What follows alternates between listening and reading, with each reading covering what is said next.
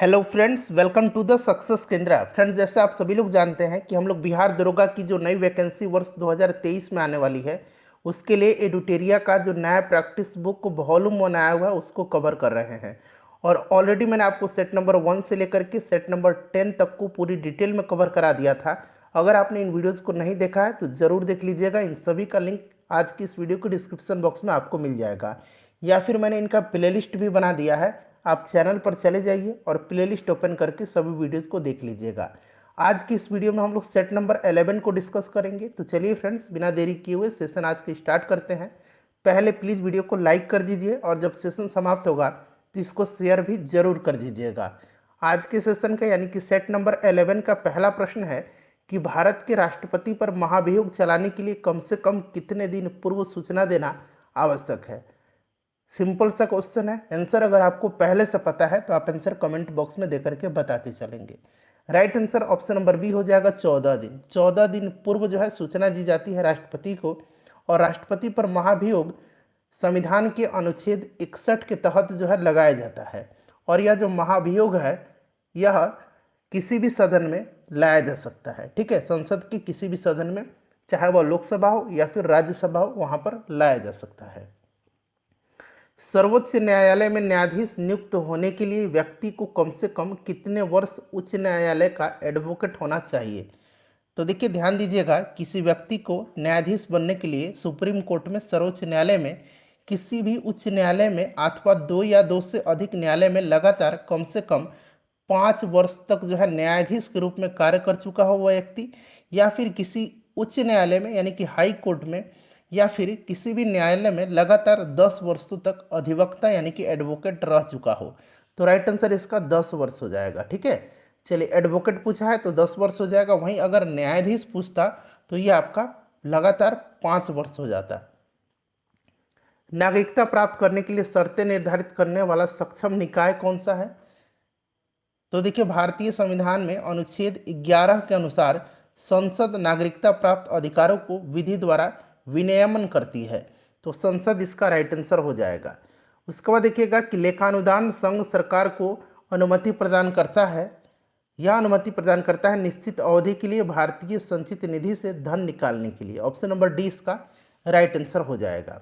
संविधान के भाग और उसके विषय का सही मिलान करना है। देखिए, भाग 4 में क्या है तो नीति निर्देशक तत्व है।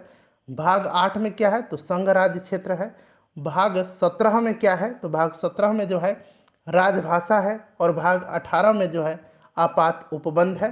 तो इसको अब आप लोग मिला लीजिएगा। ठीक है, चलिए, उसके बाद नेक्स्ट क्वेश्चन है कि भारतीय संविधान के किस अनुच्छेद के तहत राष्ट्रपति वित्त आयोग की सिफारिशों को संसद के प्रत्येक सदन के समक्ष रखवाता है। तो यह जो आर्टिकल यानी कि अनुच्छेद 281 है। ध्यान रखना है, अनुच्छेद 281 है। और वित्त आयोग का गठन जो है यह अनुच्छेद 280 में है। उसके बाद देखिए, राष्ट्रपति के पद हेतु निम्नलिखित में से कौन अर्हता है शामिल नहीं है। तो देखिए, इसमें से जो शामिल नहीं है ये आपका कम से कम 100 अनुमोदक होना चाहिए। राष्ट्रपति का जो चुनाव होता है उसमें अगर हम बात करें तो नामांकन के लिए कम से कम 50 प्रस्तावक होते हैं। तो प्रस्तावक 50 सही दिया है और 50 अनुमोदक होते हैं। तो यहाँ 100 अनुमोदक दिया गया है जो कि गलत है। तो option number D right answer हो जाएगा, बाकी सभी सही दिए गए हैं। चलिए, उसके बाद देखिएगा कि संविधान सभा के चुनाव में कांग्रेस को कितनी सीटें प्राप्त हुई थी। तो कांग्रेस को 208 सीटें प्राप्त हुई थी और मुस्लिम लीग को 73 और अन्य को 15 सीटें प्राप्त हुई थी। 208 हो जाएगा। उसके बाद देखिए, निम्नलिखित में से किस संविधान संशोधन अधिनियम द्वारा शहरी स्थानीय शासक को संवैधानिक दर्जा प्रदान किया गया। तो यह आपका 74वां हो जाएगा। 73वां जो था ये पंचायती राज को संवैधानिक दर्जा दिया गया था। 74वां इसका राइट आंसर हो जाएगा। राज्यसभा के संदर्भ में निम्न कथनों पर विचार करें। और यहाँ से पूछा गया है कि उपरोक्त कथन में कौन सा सही दिया गया है। देखिए, राज्यसभा एक अस्थायी सदन है, बिल्कुल सही दिया गया है। प्रत्येक 2 वर्ष पश्चात इसके 2/3 सदस्य अवकाश ग्रहण करते हैं, ये गलत है। ठीक है, यहाँ पर देखिएगा, अगर हम बात करें तो 1/3 प्रत्येक 2 वर्ष के बाद 1/3 सदस्य जो है अवकाश ग्रहण करते हैं। यहाँ 2/3 गलत दिया गया। राज्यसभा के सदस्यों का चुनाव प्रत्यक्ष होता है।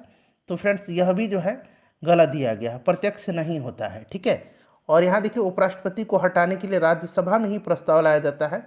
तो ये आपका सही दिया गया है। तो 1 और 4 जो होगा इसका राइट आंसर हो जाएगा। भारतीय इतिहास का सबसे अच्छा क्रमबद्ध वर्णन पुराणों में मिलता है। पुराणों में सर्वाधिक प्राचीन पुराण कौन सा है?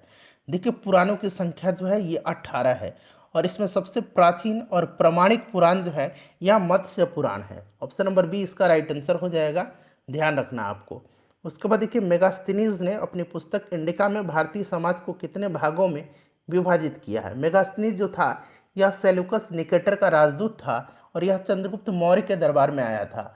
इसकी प्रसिद्ध पुस्तक जो है इंडिका है, ध्यान रखना आपको, ठीक है। और इसने 7 भागों में जो है विभाजित किया था: दार्शनिक, कृषक, पशुपालक, कारीगर, योद्धा और निरीक्षक। और 7वां जो है ये सभासद है, ठीक है, ध्यान रखना है आपको। चलिए अगला प्रश्न है कि मुगल काल में न्याय का सर्वोच्च अधिकारी सम्राट होता था, और सम्राट के बाद जो होता था न्याय का सर्वोच्च अधिकारी कौन होता था? तो ये काजी होता था, प्रधान काजी इसका राइट आंसर हो जाएगा। नेक्स्ट है कि निम्न में से किस भारतीय नेता ने खिलाफत आंदोलन का समर्थन नहीं किया था? देखिए इससे पहले बिहार दरोगा में जितने भी प्रश्न पूछे गए हैं, पिछली बार जो 2213 पदों पर वैकेंसी आई हुई थी वहाँ तक मैंने कवर कराया हुआ अलग अलग सब्जेक्ट वाइज। हिस्ट्री का अलग, साइंस का अलग, पॉलिटी का अलग, ज्योग्राफी का अलग। अगर आपने अब तक नहीं देखा है तो देख लीजिएगा, लिंक आपको डिस्क्रिप्शन बॉक्स में मिल जाएगा। तो खिलाफत आंदोलन का समर्थन नहीं किया था मदन मोहन मालवीय जी ने। डेक्कन एजुकेशन सोसाइटी की स्थापना निम्न में से किसने किया था? देखिए डेक्कन एजुकेशन सोसाइटी की स्थापना 1884 में जो है बाल गंगाधर तिलक, एम जी रानाडे, गोपाल गणेश अगरकर ये इसमें शामिल थे संस्थापक सदस्य में। यहाँ देखिए एम जी रानाडे का भी नाम दिया गया है और बाल गंगाधर तिलक का भी नाम दिया गया है। गोपाल गणेश अगरकर का भी नाम ध्यान रखना आपको, ठीक है। तो मेरे हिसाब से तो ए और सी दोनों होना चाहिए। चलिए अगला प्रश्न है हमारा कि राजा रणजीत सिंह को राजा की उपाधि किसने दिया था? तो ये दिया था जमान शाह ने, ठीक है, जमान शाह ने दिया था। राइट आंसर जमान शाह हो जाएगा। वह सुल्तान कौन था जिसने खलीफा के अधिकार को मानने से इनकार कर दिया था?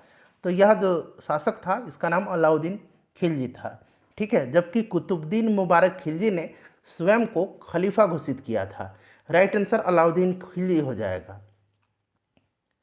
भगवान बुद्ध के उपदेशों का संग्रह जो है यह किसमें है? तो फ्रेंड्स यह सुत्त पिटक में है, ठीक है। सुत्त पिटक, विनय पिटक, अभिधम पिटक, ये 3 पिटक हैं। तीनों पिटकों की भाषा जो है पाली है, ध्यान रखेंगे। और उपदेशों का जो संग्रह है भगवान बुद्ध का यह सुत्त पिटक में है। निम्न में से कौन सा सही सुमेलित है? यहाँ पर देखिए आदिल शाही, तो ये आपका हो जाएगा, यहाँ पर सही पूछा है, ठीक है। तो सही सुमेलित पहले मैं बता देता हूँ आपको। बरीद शाही जो है ये आपका हो जाएगा आमिर अली बरीद, ठीक है, ये सही दिया गया है। कुतुब शाही जो है, सॉरी यहाँ पर हो जाएगा बरीद शाही। आदिल शाही, आदिल शाही की स्थापना जो है ये यूसुफ आदिल शाह ने किया था। कुतुब शाही ये कुली कुतुब शाह हो जाएगा। उसके बाद देखिए इमाद शाही, इमाद शाही का जो हो जाएगा फतेह उला इमाद शाह हो जाएगा, ठीक है। चलिए ये वाला जो है सही सुमेलित है। बहमनी साम्राज्य का स्थापना कब हुआ था? तो 1347 ईस्वी में हुआ था, हसन गंगू ने किया था, ठीक है। और वह अलाउद्दीन हसन बहमन शाह के नाम से सिंहासन पर बैठा था। गुलबर्गा को इसने अपनी राजधानी बनाया था, और उस समय मोहम्मद बिन तुगलक का शासनकाल था। इसको भी आप ध्यान रखेंगे, ठीक है फ्रेंड्स। चलिए उसके बाद देखिए वर्नाक्यूलर प्रेस एक्ट, यह जो एक्ट था वर्नाक्यूलर प्रेस एक्ट, इसको लागू किया था लॉर्ड लिटन ने, ठीक है, और इसको निरस्त किया था लॉर्ड रिपन ने। इसको भी ध्यान रखना आपको। वर्नाक्यूलर प्रेस एक्ट से बचने के लिए बंगाली से अंग्रेजी भाषा में परिवर्तन कर दी जाने वाली पत्रिका कौन थी? तो यह पत्रिका अमृत बाजार पत्रिका थी, ठीक है, अमृत बाजार पत्रिका। साइमन कमीशन भारत कब आया था? तो यह फरवरी 1928 में आया था, ठीक है। व्हाइट मैन कमीशन के नाम से भी इसको जाना जाता है, फरवरी 1928 में। विश्व सांख्यिकी दिवस कब मनाया जाता है? तो यह 20 अक्टूबर के दिन मनाया जाता है, 20 अक्टूबर के दिन। घूमर किस राज्य का लोक नृत्य है? तो घूमर जो है यह राजस्थान का है, ठीक है, राजस्थान राइट आंसर हो जाएगा। चलिए घूमर राजस्थान का है। होलकर ट्रॉफी किस खेल से संबंधित है? तो ये ब्रिज जो है स्पोर्ट्स इसी से संबंधित है। भारतीय अंतरिक्ष अनुसंधान संगठन इसरो की स्थापना किस वर्ष हुई थी? तो फ्रेंड्स ये 1969 में हुई थी। और वर्तमान में इसरो के जो चेयरपर्सन हैं कौन है, उनका नाम जरा आप कमेंट करके मुझे बताइए। कई बार मैंने आपको बताया है। वर्तमान में राष्ट्रमंडल जो कॉमनवेल्थ है, इसमें सदस्यों की संख्या कितनी है? कॉमनवेल्थ में टोटल जो है कितने सदस्य हैं? तो 56 सदस्य हैं। अभी फिलहाल इसमें शामिल हुआ है 2022 में, जून 2022 में टोगो। ठीक है, टोगो टोगो कंट्री इसमें शामिल हुआ है।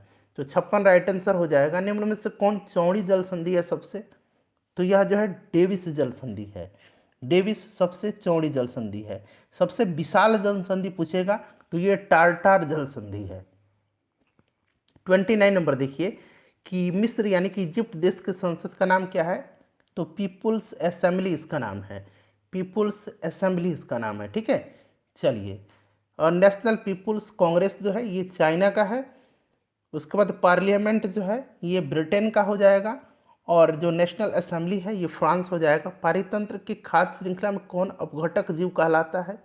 तो देखिए अपघटक जीव जो है ये कवक भी है, जीवाणु भी है और गोलकृमि भी है। तो सभी राइट आंसर हो जाएगा। साइलेंट वैली परियोजना निम्नलिखित में से किस राज्य से संबंधित है? तो साइलेंट वैली केरल हो जाएगा, शांत घाटी।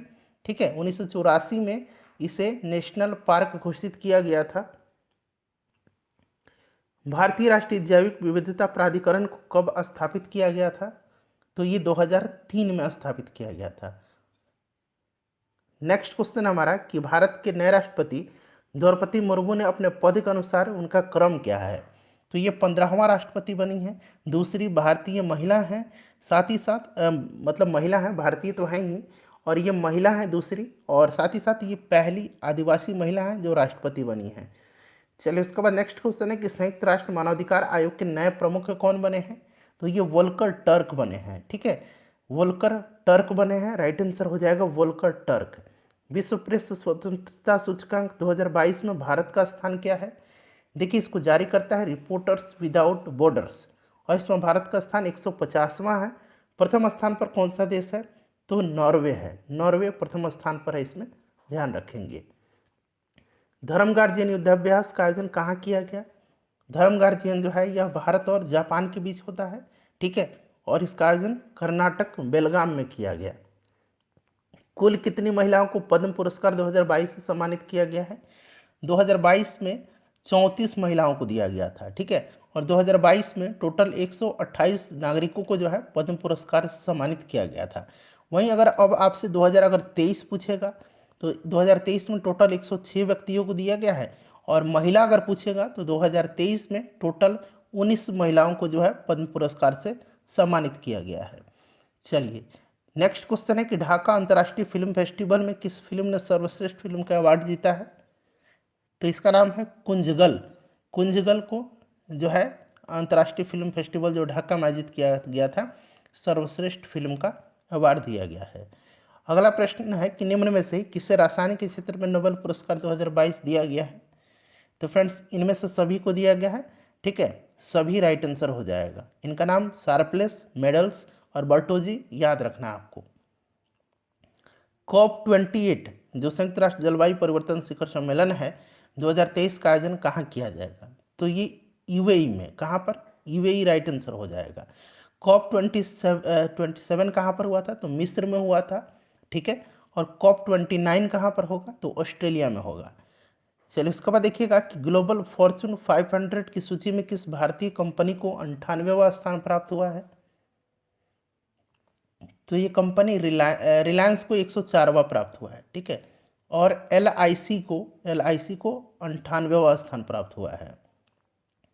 यूएस ओपन 2022 महिला एकल का खिताब किसने जीता है? तो फ्रेंड्स ये जीता है ईगा स्वीटेक ने। ठीक है, ये कहाँ की हैं? ये पोलैंड की हैं। वहीं अगर पुरुष एकल पूछता तो पुरुष एकल का खिताब जीता है कार्लोस अल्कराज ने, जो कि स्पेन के हैं। देखिए 2026 में आयोजित होने वाले राष्ट्रमंडल खेल का आयोजन कहाँ किया जाएगा? 2026 में ऑस्ट्रेलिया में किया जाएगा। ठीक है, याद रखना आपको, कहाँ पर? ऑस्ट्रेलिया में किया जाएगा। और अभी जो हुआ था बर्मिंघम में हुआ था। हिम प्रहरी योजना की शुरुआत किस राज्य सरकार द्वारा किया गया है? तो यह किया गया उत्तराखंड के द्वारा। ठीक है, चलिए उत्तराखंड राइट आंसर हो जाएगा। उसके बाद देखिए निम्नलिखित पुस्तक एवं लेखकों का सही सुमेलित कौन सा नहीं है। तो देखिए द 10 ट्रिलियन ड्रीम, इसको लिखा किसने है, तो इसको लिखा है सुभाष चंद्र गर्ग ने। तो सुभाष चंद्र गर्ग हो जाएगा, तो गलत दिया गया है, ऑप्शन नंबर डी यही गलत है, बाकी सभी सही सुमेलित दिए गए हैं। ठीक है। राष्ट्रीय जनजाति महोत्सव जो है इसका आयोजन 2022 में कहाँ किया गया है, तो इसका आयोजन जो है छत्तीसगढ़ के रायपुर में किया गया, रायपुर हो जाएगा। अगला प्रश्न है कि प्रधानमंत्री नरेंद्र मोदी ने अटल ब्रिज का उद्घाटन किस नदी पर किया है, तो यह नदी जो है इसका नाम साबरमती है, Sabarmati, option number B right answer हो जाएगा, गुजरात में। ठीक है।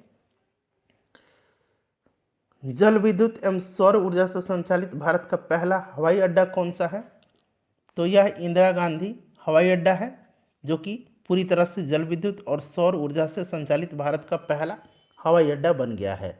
उसके बाद देखिए विश्व की सबसे लंबी राजमार्ग अटल सुरंग जो है, सुरंग अटल सुरंग की चौड़ाई की, अब यहाँ पर देखिएगा ध्यान से पढ़िएगा, अटल सुरंग की चौड़ाई पूछा गया है। अगर लंबाई पूछा जाता तो लंबाई 9.02 किलोमीटर हो जाता, और यहाँ पर चौड़ाई पूछा गया है तो 10.5 मीटर राइट आंसर इसका हो जाएगा। ठीक है, ध्यान रखेंगे। चलिए, कुंभ मेला को किस वर्ष अमूर्त सांस्कृतिक विरासत की सूची में शामिल किया गया, तो यह किया गया 2017 में। ठीक है, 2017 राइट आंसर हो जाएगा। उसके बाद के कच्चे इस्पात के उत्पादन में भारत का स्थान विश्व में कौन सा है, तो विश्व में जो कच्चे इस्पात है उसके उत्पादन में भारत का स्थान दूसरा है, पहला स्थान पर चाइना है। नेक्स्ट क्वेश्चन हमारा कि मेडिसिन फ्रॉम द स्काई परियोजना की शुरुआत किस राज्य के द्वारा किया गया है, तो यह राज्य जो है तेलंगाना है। ठीक है, इस परियोजना के अंतर्गत ड्रोन के माध्यम से ग्रामीण क्षेत्रों में जो मेडिसिन है और जो वैक्सीन है उसकी आपूर्ति की जाएगी, तो तेलंगाना हो जाएगा। काजू वैली आर्द्रभूमि क्षेत्र जो है इसका संबंध किस राज्य से है, तो फ्रेंड्स यह तमिलनाडु में है, option number C right answer हो जाएगा। भारतीय नौसेना द्वारा किस पनडुब्बी को हाल ही में सेवा मुक्त किया गया है, इसका नाम INS सिंधु ध्वज है, INS सिंधु ध्वज। ठीक है। चलिए, मासिक धर्म स्वच्छता प्रबंधन योजना प्रारंभ करने वाला बिहार का पहला जिला कौन सा है, तो यह जिला जो है पूर्णिया है, पूर्णिया करेक्ट आंसर होगा इसका। हाल ही में लीला रे का निधन हो गया है, उनका संबंध किस क्षेत्र से था, तो लीला रे का संबंध जो है साहित्य से था। ठीक है, साहित्य राइट आंसर हो जाएगा। 1982 में साहित्य अकादमी पुरस्कार से इन्हें सम्मानित किया जा चुका है, ध्यान रखेंगे। जनजातीय गौरव दिवस प्रतिवर्ष मनाया जाता है, तो यह 15 नवंबर को जो है प्रतिवर्ष मनाया जाता है। उसके बाद देखिए कौन सा जलप्रपात राजस्थान में स्थित नहीं है, तो इसमें से देखेंगे तो जो पायकारा जलप्रपात है, पायकारा तमिलनाडु में स्थित है, जबकि जितने भी चूलिया पुनासा मेनाल ये जो है फ्रेंड्स ये कहाँ पर है, तो ये राजस्थान में है।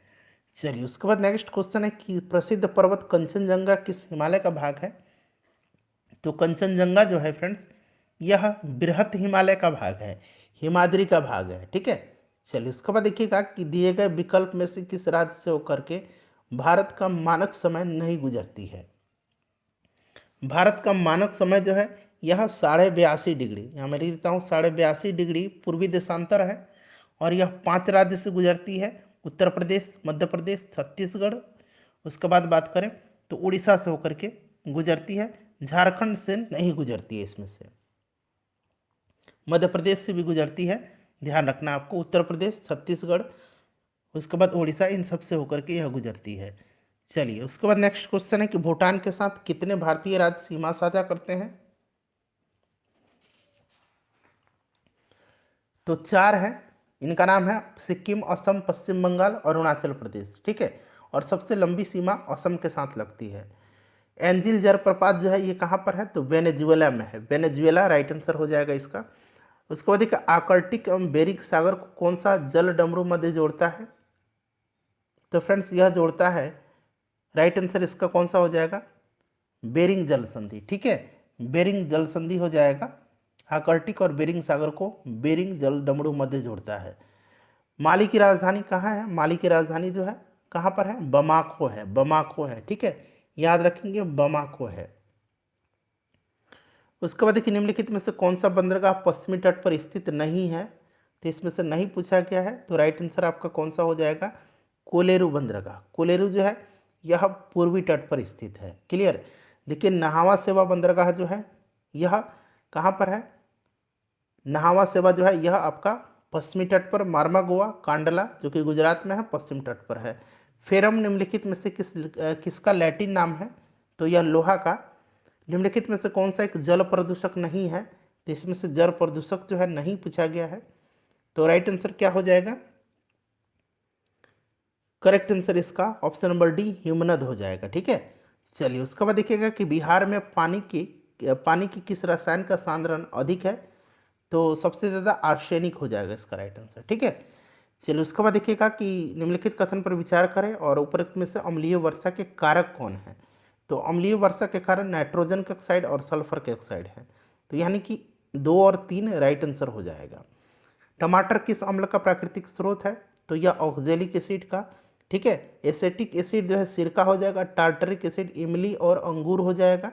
ठीक है, सिट्रिक एसिड जो कच्चे फल है जैसे कि नींबू संतरा, इसमें सिट्रिक एसिड। सोडियम हाइड्रोक्साइड का उपयोग किया जाता है, सोडियम हाइड्रोक्साइड NaOH इसका उपयोग किया जाता है साबुन के निर्माण में। ठीक है, ध्यान रखेंगे। चलो डिटर्जेंट के रूप में इसका इस्तेमाल किया जाता है। यूरिया आमतौर पर इस्तेमाल किया जाने वाला नाइट्रोजन आधारित उर्वरक है जो अमोनिया और पूछा गया है कि किसके बीच रासायनिक अभिक्रिया द्वारा तैयार किया जाता है, तो फ्रेंड्स यह कार्बन डाइऑक्साइड। ठीक है, कार्बन डाइऑक्साइड इसका राइट आंसर हो जाएगा। यूरिया का फॉर्मूला भी आपको याद रखना है HA2NCO NH2, तो ऐसे आप याद रख सकते हैं NH2, यहाँ भी इसको ठीक से व्यवस्थित कर दीजिए NH2CO NH2। ठीक है, इस तरह से आप याद रखेंगे इसको। चलिए उसके बाद नेक्स्ट क्वेश्चन है कि नाभिकीय विखंडन में निम्नलिखित में से कौन सी किरणें नहीं निकलती है, तो इसमें से आपको अल्फा बीटा गामा निकलती हैं और रक्त नहीं निकलती हैं। निम्नलिखित में से किसकी कमी के कारण मानव शरीर में धीमी वृद्धि होती है, तो प्रोटीन राइट आंसर हो जाएगा। प्रोटीन ही वृद्धि का मुख्य अगर हम बात करें तो स्रोत है हमारे शरीर का, तो प्रोटीन राइट आंसर हो जाएगा। नागफनी के पौधे में प्रकाश संश्लेषण निम्नलिखित में से किस भाग में होता है, तो फ्रेंड्स यह जो होता है यह तना में होता है। नागफनी में पत्ती जैसी संरचना वास्तव में तना ही होती है जहाँ पर कि प्रकाश संश्लेषण होता है। अनुवांशिकीय चिकित्सा के अंतर्गत अनुवांशिक विकार के साथ पैदा हुए बच्चों को उपचार हेतु जीन को व्यक्ति के किस भाग से लिया जाता है, तो फ्रेंड्स यह जो है कोशिका से लिया जाता है, कोशिका से। ठीक है, 77 नंबर क्वेश्चन है कि रक्त वाहिका में रक्त का थक्का नहीं बनने का कारण क्या है, तो राइट आंसर इसका हो जाएगा हिपेरिन। हिपेरिन के कारण रक्त वाहिका में रक्त का थक्का नहीं बनता है, हिपेरिन राइट आंसर हो जाएगा। निम्नलिखित में से किस विटामिन को शरीर में संचयित नहीं किया जा सकता है, तो यह आपका विटामिन कौन सा है, सी है।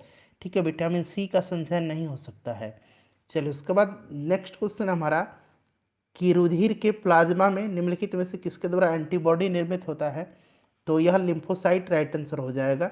ये प्रश्न बीपीएससी में पूछा जा चुका है।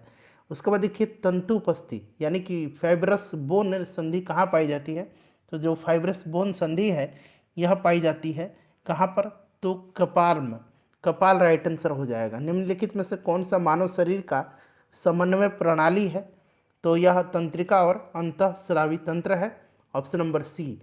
सिक्रेटिन हार्मोन किसके द्वारा स्रावित होता है, तो यह स्रावित होता है ग्रहणी के द्वारा, option number B right answer हो जाएगा। ठीक है, छोटी आंत के द्वारा जो है, छोटी आंत की ऊपरी दीवार से यह स्रावित होता है।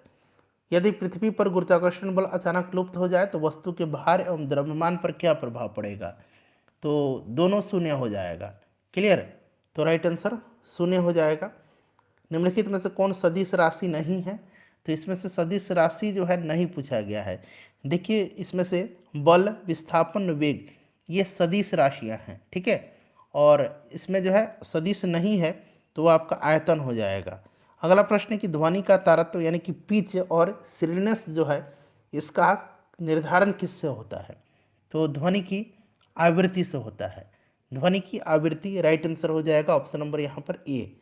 चलिए उसके बाद देखिएगा विद्युत परिपथ में फ्यूज तार को लगाया जाता है, तो फ्यूज तार को जो है हमेशा विद्युन्मय तार यानी कि लाइव वायर में, जीवित तार में जोड़ा जाता है, तो राइट आंसर इसका ये हो जाएगा, गर्म तार जीवित तार में। निकट दृष्टि दोष मायोपिया के संबंध में कौन सा कथन गलत है? तो देखिए यहाँ पर जो दिया गया है इसमें से, नेत्र लेंस की मोटाई बढ़ जाती है, सही है। नेत्र लेंस की फोकस दूरी कम हो जाती है। नेत्र गोलक की त्रिज्या या व्यास में वृद्धि हो जाती है, सही है। गलत पूछा गया है तो प्रतिबिंब का रेटिना पर बनना, ये गलत है, ठीक है, ये गलत दिया गया है। रेटिना पर नहीं बल्कि रेटिना के आगे बनता है प्रतिबिंब। चलो उसके बाद नेक्स्ट क्वेश्चन है कि किसी चालक तार के तापमान में होने वाले प्रतिरोध पर, किसी चालक तार के तापमान में होने पर प्रतिरोध पर क्या प्रभाव पड़ता है? तो प्रतिरोध जो है बढ़ता है, प्रतिरोध बढ़ने लगता है, ठीक है, तो बढ़ता है, राइट आंसर हो जाएगा इसका। और तापमान बढ़ने से अर्धचालक का, ये तो चालक हो गया, अर्धचालक का प्रतिरोध घटता है, इसको भी ध्यान रखेंगे। उसके बाद देखिए नौसादर और नमक के मिश्रण को किस विधि से पृथक किया जा सकता है?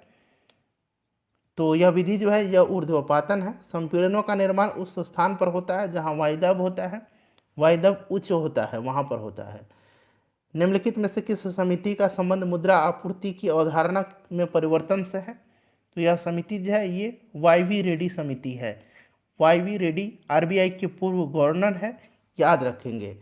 किसान को साख की उपलब्धता सुनिश्चित करने हेतु क्रेडिट कार्ड योजना की शुरुआत कब की गई? तो देखिए किसान क्रेडिट कार्ड योजना की शुरुआत जो है 1998-99 में की गई थी। इसका उद्देश्य किसानों को खेती के कार्य हेतु तथा उक्त समय पर पर्याप्त साख जो है उपलब्ध कराना है। भारत में मुद्रा निर्गमन हेतु निम्न में से कौन सी प्रणाली अपनाई गई है? तो यह न्यूनतम आरक्षित प्रणाली है, न्यूनतम आरक्षित प्रणाली। उसके बाद देखिए प्रत्यक्ष कर संहिता का संबंध निम्न में से किससे है? तो यहाँ पर देखिए आयकर हो जाएगा प्रत्यक्ष कर, ठीक है, आयकर प्रत्यक्ष कर हो जाएगा। बाकी जो यहाँ पर देखिएगा तो प्रत्यक्ष कर हो जाएगा ऑप्शन नंबर डी।